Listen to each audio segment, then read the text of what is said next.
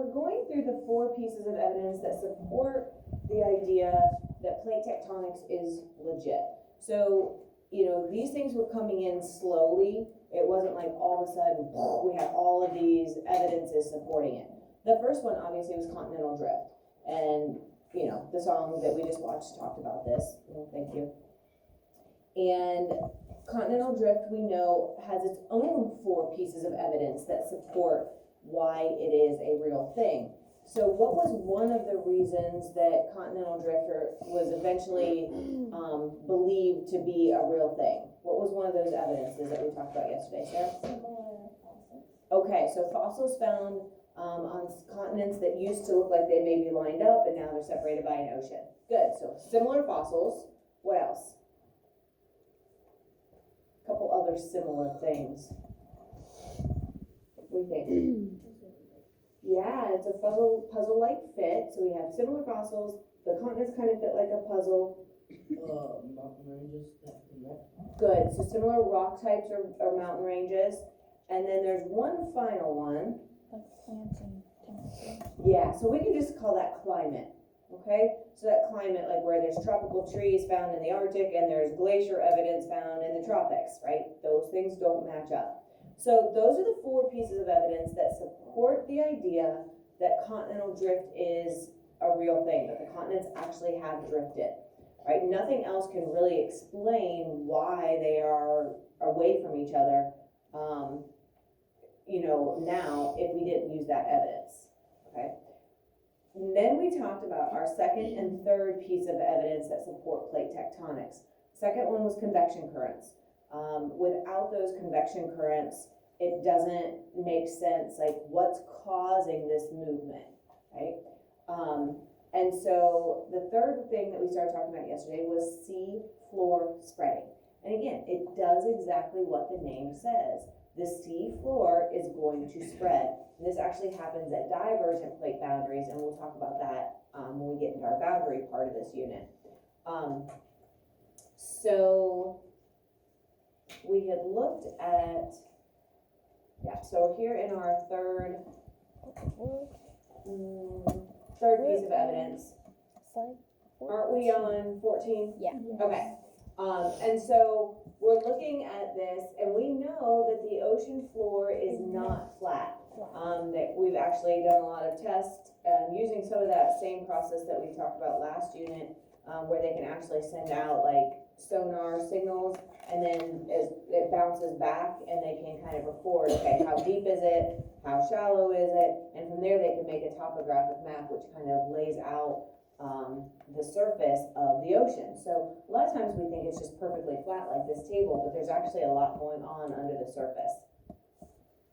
And so at something that we call divergent plate boundaries, divergent is dividing, so they're pulling apart. And so as they pull apart, there's magma here in this asthenosphere during that convection current process, and so magma can kind of push its way up, okay?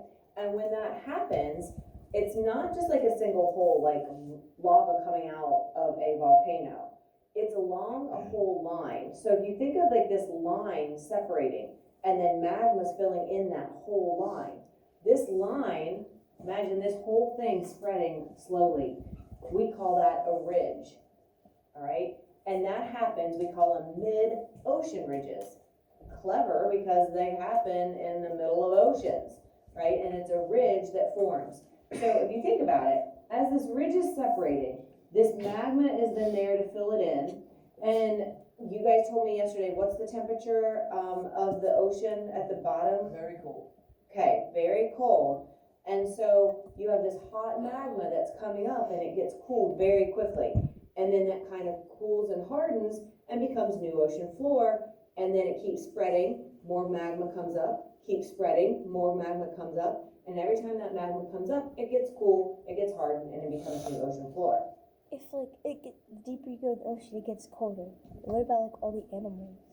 So there isn't a whole lot of life, and that's why most of our things that are living are found closer to the surface. Hello?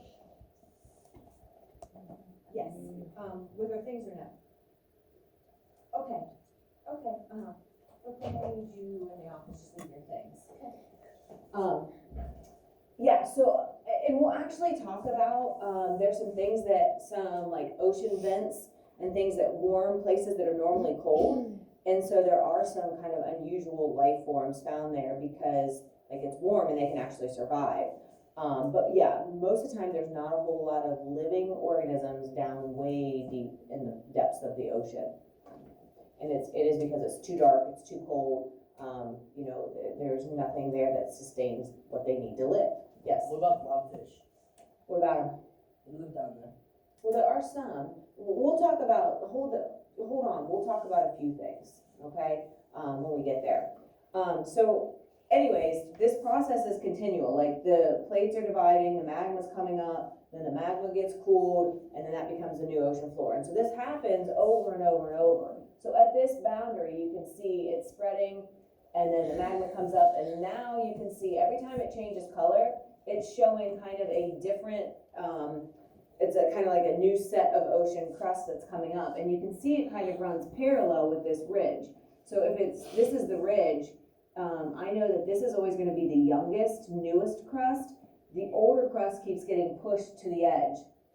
And somebody said yesterday, like, I think asked, like, well, what happens, like, where does it all go? And we'll talk about that when we get to subduction zones. Because if we're continually making new crust, why aren't our oceans expanding, or like what's happening to it?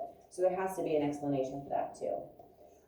So again, this is at the divergent boundary, it's spreading apart, the magma can fill in, and then once it cools and hardens, it's new ocean crust and it spreads some more. Now new magma comes up, so this is now here. And then when this process continues, what used to be in the middle is now all the way at the edges, closer to the continents. And it is farthest away from the ridge, okay? And so again, we call these mid-ocean ridges, they are ridges or kind of like high mountains. So the reason that they form a ridge, and this is kind of a weird example, but like with toothpaste, if you squeeze a little and some of it stays like on the end, and so this, I know this because my son did this in his bathroom upstairs, and like nobody else used his toothpaste or used his bathroom, and like I'd go up there sometimes and just be like this mound of nasty toothpaste at the end, and just a little opening where some fresh toothpaste that he would use. I'm like, why don't you just wipe that off? Like, what are you doing? But that toothpaste would come out, and then it would get, the air would like harden it, and then he'd get a little bit more toothpaste, and a little bit of that would stick, and it just kind of forms this big chunky, and that's kind of what happens at these mid-ocean ridges. So like the magma's coming up and it cools, but it's not going to be like perfectly smooth and flat. So it's going to be kind of like ooze out and then cool and then spread. And so, it kind of forms these kind of uneven kind of mounds of cooled lava or magma, okay? And so it is definitely not perfectly flat. And so this is the Mid-Atlantic Ridge. It's a special mid-ocean ridge that goes right through the middle. Here's North America, here's Africa and Europe. So it's cutting that whole ocean kind of in half with that big ocean ridge. Okay, so the youngest crust is always going to be in the center. So here's my convection currents. Here is where the ridge is. You can see the plates are getting pulled apart here, and the magma is there to fill in. And so the youngest is always at the center, and then eventually it gets pushed and pushed and pushed and pushed and pushed. And so the oldest is always at the outer edge, closest to the closest continental plates. So the older is always down the ridge, and it's kind of symmetrical coming off of that. So the same age here as here, as here, as here, as here, as here. So it comes up as the same age, and then it gets divided, and so it just continues that as it moves closer to the continental plates. And something that's kind of cool, and the main reason we know this, is that there are little magnetized minerals that are in that magma, and we'll watch a video that shows this, but the Earth's domain actually switches every couple hundred million years, or every couple million years, not 100 million, just a couple million. And so we can record we can actually find like where that polarity changes. So all of a sudden, all the minerals are pointing this way.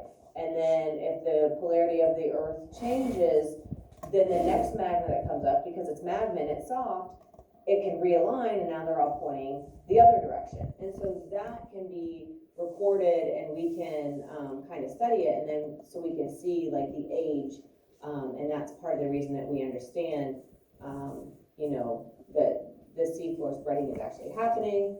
And so it's those magnetized minerals that are actually our fourth supporting piece of evidence for plate tectonics, these magnetic clues. And so along those mid-ocean ridges, we have patterns of magnetic minerals within the igneous rock, which is the cooled magma that came from the asthenosphere, right? And it's going to run parallel along each side of the ridge. So if this is my ridge at the mid-ocean ridge, the separating is happening here, right? Notice how you see this is exactly the same as this. This is the same as this. This is the same as this. Same, same, same. It's basically exactly symmetrical on one side as the other, right? And so they're saying that the black is considered positive alignment of the domains, and then you can see it switched for a short period of time to negative, and then it switched back to positive, and then it switched to negative, and then it switched to positive, and then it switched to negative. And so the longer, the bigger the area that it's taking up, like here, it has been positive for a very long time, negative for just a short amount of time. So any of the magma that is brought to the surface of the ocean bottom at that time is going to align those domains similarly. And as soon as the polarity of the earth switches, those domains are going to switch like it would here. And if it doesn't last very long, then you're not going to have a very big section of this negative, and then it switches back to positive. Back to negative, back to positive, back to negative, back to positive. Yes? How does it switch? So I'll let you watch this video. It's going to explain it a little. So magnets are kind of special. It has to do with how there's extra electrons that are spinning. So the spinning just reverses. I'm not exactly sure like what happens to cause it like happening all at once. But remember, our Earth's magnetic field is generated from our outer core area, right? And so something in there is changing and causing the whole polarity to reverse. So without getting into like high level physics, that's kind of the best answer that I can give you at the moment. The video that we'll watch at the end of our notes here today will kind of show this a little bit, and that might help. Notice too that they're going to be mirror images of each other, perfectly symmetrical on each side of that ridge. And this is part of the reason, also when we said like similar rock types are found. So this might be on one continent and this might be on another. And that was one of the special things that when they were looking at different rocks, they were like, oh my gosh, we have this exact same pattern in South America as we have in Africa. And they're separated by a continent, but they are exact mirror images of each other. So it's really hard, very coincidental that it would be exactly. So rock types, this mineral arrangement of the magnetic domains, and even like the very visible, obvious mountain ranges. But this was another piece of evidence that helped with continental drift as well. Okay, and so there is something called paleomagnetism, which is the study of the record of Earth's magnetic field in rocks and sediments. And it's certain minerals have the ability to kind of lock in and record the direction, the intensity, and like the duration of the magnetic field that the Earth was experiencing at the time when that magma came up from the asthenosphere and started to form that new crust of the ocean. Because it's still soft and gooey, so at that point it has the ability, those minerals can change their alignment, like they can move around and point north, or spin around if it's reversed and they're pointing south. So they can also be used to match up land masses that are now separated, just like we talked about with those similar rock types with continental drift. So it's another one of those pieces that kind of helps support that.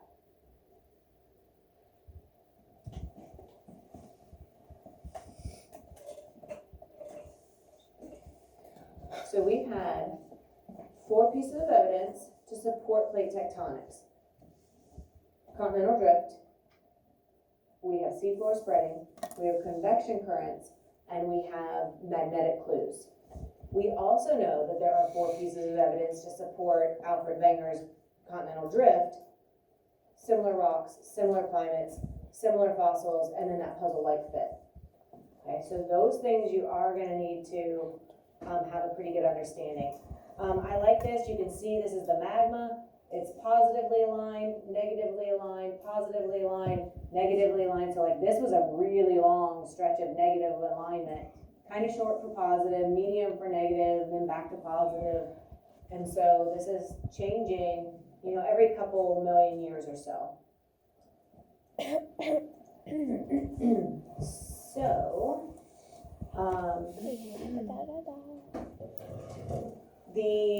there is that data, that hard proof evidence.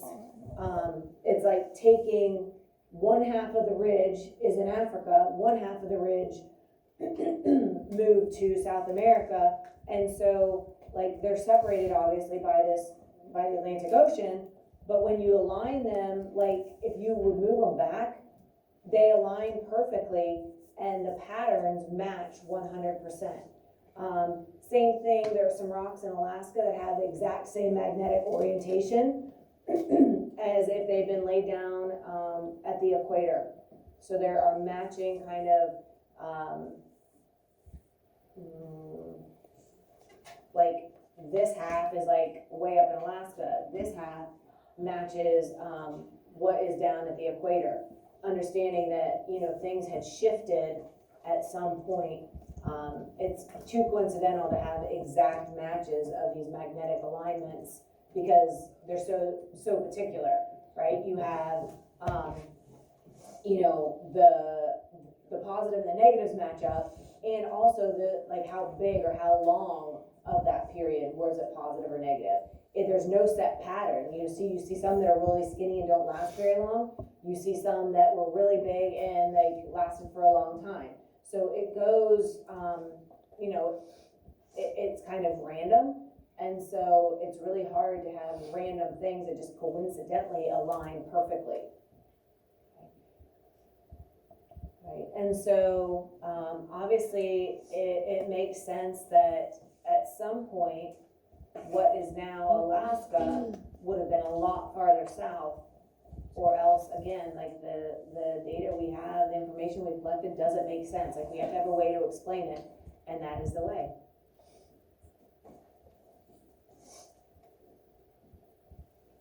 And so this is just showing the plates. Notice how this is really close to the exact coastline on the west side, but over here on the east side, you know, the South American plate is quite a bit over. This actually is the divide of the mid-Atlantic ridge, because this is a divergent plate boundary that's forming seafloor spreading and allowing that magma to come up, forming that mid-ocean ridge, and it's between these plates right here that's happening. Notice that the African plate, again, kind of takes the shape of Africa, but not exactly. Like it's obviously way far away from the actual coastline. Same thing with the Australian plate. But I think it just kind of shows you a good idea that these are the big chunks of our lithosphere, and on the lithosphere we include our crust, which we see as our continents, right? Because the lithosphere is that very top mantle, and then the plates that, or excuse me, the crust that's sitting on top of it, whether it's oceanic crust or whether it's continental crust. Okay? Let's go ahead. We have another song. I would like you guys to get your, go ahead and